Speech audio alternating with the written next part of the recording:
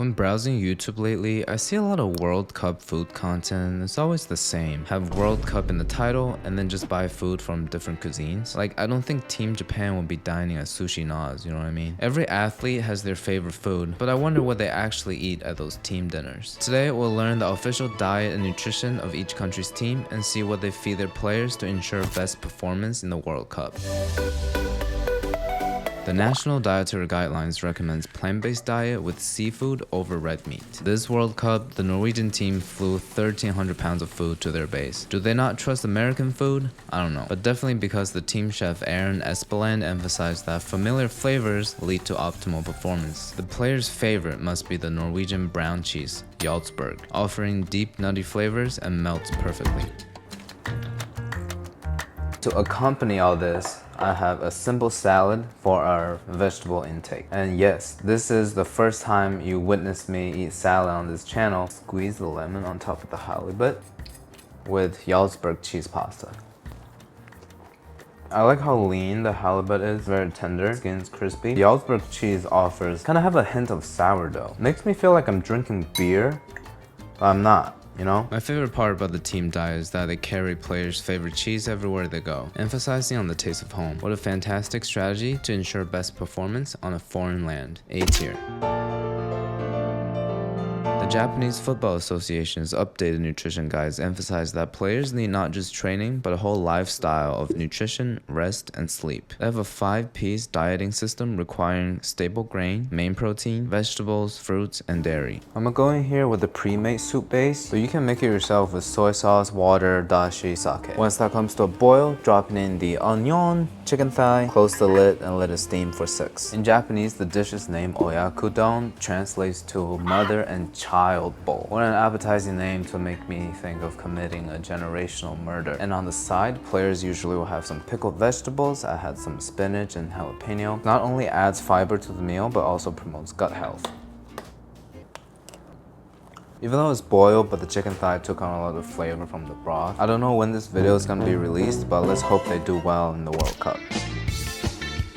The Argentinian government told the team to eat less meat, to which they responded with flying 500 kilos of beef to Kansas City. The beef got diplomatic paperwork done. Diego Lacavon, the official team asado chef, a man who used to work for Argentina's intelligence agency and now grills meat for Messi. What an upgrade in life. All of the world's potatoes from the Andes, so we're salt baking some Yukon. Obviously, the beef is American beef. It's gonna be a lot worse than the quality they have in Argentina. I've never been there, but every person I know that went to Argentina wouldn't shut up about the beef. It must be something magical in the grass there. Salt baked potatoes, gluten-free, high protein, high fiber, full of micronutrients, incredibly balanced. That's why Messi is the GOAT. S tier.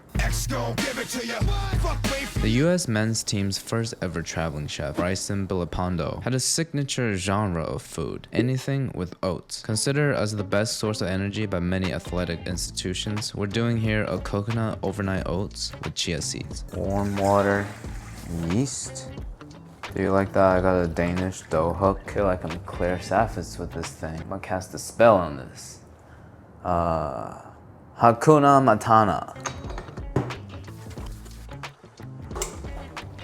Then there's Chef Julio Cacamo, cooked for the team at the Qatar World Cup. He revealed his secret to ESPN, saying, "Flavor is the king." What is more flavorful than everything? And what is better than everything? A fresh bagel. For the majority of my life, I never enjoyed bagels. I was an active bagel hater. You guys know donut's my favorite nut, and I thought bagels are just bad donuts. That's the case until a couple years ago. I tried making bagels myself at home. I realized fresh bagels are night and day to the deli ones. The outside is so crispy, the inside is incredibly chewy, and it offers such a unique flavor and texture than regular bread.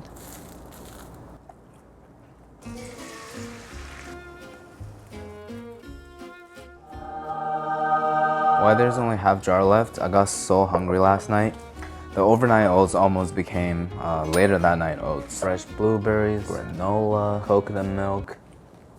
I like the tropical note and also making it a little lighter. Get on to the real deal, huh? Folded egg and cheese bagel. Well, I think everything bagel stands for everything falling off while you're eating bagel. Great carbohydrates for energy, balanced with great sources of protein and fat. This is how you live the American dream on the field. For some reason, every ratatouille on YouTube has to look like this. It takes so long. You know, sometimes I don't feel like Remy's ratatouille. Sometimes I just want a classic, messy vegetable stew. What is this beautiful mise en place? Is this still a future canoe video? Eggplants. Once we can see some browning, we'll take it out. Squashes. More oil. We did that to the squashes because like they take longer to cook. Time everything perfectly with the peppers and stuff. Peppers, garlic, chopped tomatoes, oregano, chili flakes, and 1 piece of bay leaf. When all the juices are reduced, starting to caramelize, we're dropping half a cup of wine and a crushed tomato. Don't worry if it's not covering the vegetables completely. They have way too much moisture. It's just gonna stew itself. I'm gonna do the most important thing to take ratatouille to the next level. We'll leave it in the pot and rest it overnight. Here we go again, dry brining meat overnight and air frying. Despite having probably the most sophisticated cuisine in the world, Team France's diet is actually pretty simple, focusing on easy carbs, a lot of vegetables, and high quality protein. Looking at this plate, I think there's only one thing to do. Not an ounce of butter, but all the French flavors are there. Personally, I'm offended by that much vegetable, so I'll drop it down to a B tier. As expected, Team Germany has a very disciplined diet. Pretzel as the emotional support carb, and very strict, low-sodium grilled chicken breast, fresh vegetables, and always fresh fruit. Looks like I just got this plate from the airport for some reason. Tastes like a club sandwich, except that club is extremely fancy but empty. We got a banana here, so you know, monkey never crab. 3 banana because monkey never claps. This is something I'll eat for lunch every day, but just a little boring. I'll give it a B tier. At first I didn't know what English porridge was, and then I realized it's just oatmeal. A lot of oatmeal for Team England. Similar to Team USA. It's almost like these two countries are historically related or something. The chef also likes to go for tuna as the main protein, seasoned very simply. And the most popular fuel for all British athletes is definitely baked beans. High fiber, plant-based protein. Okay, from the looks of it, you think we're doing a struggle meal video. Tuna rice cake? I like cold baked beans better than warm ones. Mix the porridge up a little bit. The flaky salt, it has that like caramel flavor. Definitely the easiest to make. It tastes better than it looks. And I feel like it's really easy on the stomach. So the English team wins on the budgeting.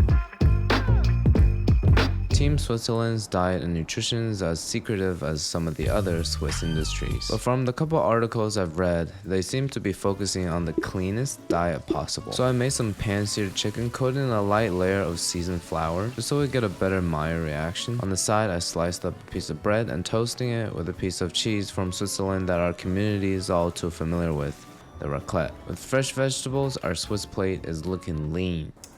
Piece of chicken, squeeze a lemon. This is the healthiest bite I've ever seen. It tastes like I have a hefty trust fund and is currently attending Swiss boarding school. With carbs, fat, really clean protein, I feel the most energized I've ever been. But the best part of Team Swiss is that they finished their meal with 1 piece of extra dark Swiss chocolate. What a great way to bring a small indulgence to the balance. The Mexican plate back in 2023 was quite the radical change, with over 92% being plant-based. The team nutritionist, Beatriz, claimed that the most important equipment for Team Mexico is not the bench press, but the tortilla press. But compared to players' favorite corn tortilla and salsa, rice is actually more frequent during competition due to their fueling power. It's my first time making a arroz rojo. It's kind of genius, like people flavor rice with all different kind of stocks, but this one just uses blended tomato water for that umami, and also a piece of jalapeno and cilantro for the aromatics. We gotta get the Mexican acid. That came out wrong. Let's see if this chicken's cooked. Uh-oh. It's fucking raw! Chase it down with some juice. Couldn't get to the protein. The rice is simple but very flavorful. This is so easy on the stomach, fueling you to get ready to run a lot on the field. Team Mexico wins most underrated. Bibimbap is probably the most straightforward World Cup dish there is. We have the rice for carbs, protein, a variety of vegetables, a nice little egg on top, and on the side, Korean players in the World Cup have kimchi with every single meal. A lot of great flavors, preserved vegetables, macronutrients, simple carbohydrates. Koreans really figured out the idea of meal prep thousands of years ago. I just kind of wish I had that like sizzling pot so the sides gets a little crispy, you know. Crazy how just a regular Korean household meal turns out to be one of the most delicious athlete diets. But my favorite part about Team Korea is that they encourage all the players to eat in a way that preserves traditional Korean culture. A great way to boost team morale and maintain national pride. 1 English cucumber, 2 Roma tomatoes, quarter of an onion, half a jalapeno, quarter of yellow bell, red bell, 4 cloves of garlic, squeeze of lime, 3 tablespoons of white wine vinegar, and a whole half cup olive oil. That is a lot. Small bunch of cilantro. This just looks like salad in its worst form. Team Spain's diet basically have 3 rules. First, a lot of olive oil. As you'll see for the rest of the cooking segment, this will be pretty prominent. For the most authentic Spanish tomato bread, we gotta make sure the surface is really toasty with a lot of olive oil. And this is something new and fascinating I learned today. After toasting it, you know how the surface gets a little bit crusty, which allows you to take a piece of raw garlic and literally grate it, like disintegrate it into the fabrics of the bread. What a piece of traditional wisdom. And the third rule of Team Spain is having 3 fish a week, ensuring healthy fat and lean protein. Here I have a lightly baked mustard cod. My favorite part of looking at this plate is that I don't really see vegetables. They're all hidden somewhere. I always wonder why do people like gazpacho, because you know it just looks like a really bad vegetable smoothie. Now I know the reason behind the flavor is that half a cup of olive oil.